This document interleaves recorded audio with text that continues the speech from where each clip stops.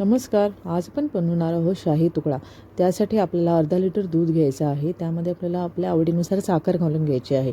त्यानंतर इकडे अर्धा लिटरमधलंच 1 वाटी दूध मी बाजूला काढून घेतलं आहे.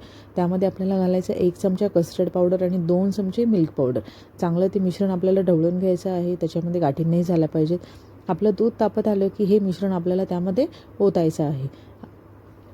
थोडंसं केसर घातलं आहे मी त्याच्यात दुधाला चांगला कलर यावा म्हणून. आणि आपल्याला हे सतत ढवळत राहायचं आहे. दूध आपल्याला त्याच्यामध्ये गाठी होऊन द्यायच्या नाही आहेत. आपल्याला ते सतत ढवळत राहायचं आहे. थोड्या वेळाने हे मिश्रण आपलं घट्ट होतं कस्टर्ड पावडरमुळे. हे दूध आपल्याला पूर्णपणे थंड करून घ्यायचं आहे. आणि आपल्याला काय करायचं आहे, गॅसवरती पॅन ठेवायचं आहे. त्याच्यामध्ये आपल्याला तूप घालायचं आहे. थोडंसंच तूप घालायचं आणि त्याच्यामध्ये आपल्याला ब्रेड आहेत ते आपल्याला भाजून घ्यायचे आहेत. ब्रेड आपले भाजून झाले. जास्त तुपामध्ये भाजू नका ब्रेड, कारण ते आपल्याला फ्रीजमध्ये ठेवायचं आहे थंड करायला. आणि ते खाताना मग ते तूप घट्ट होतं आणि खाताना मग आपल्या ते जिभेला चिकटतं.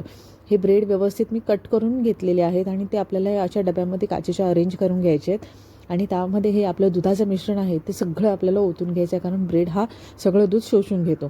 त्याच्यामध्ये मी सजावटीसाठी बदाम आणि पिस्त्याचे तुकडे घातले. थोडंसं केसर घातलं आहे मी वरतून.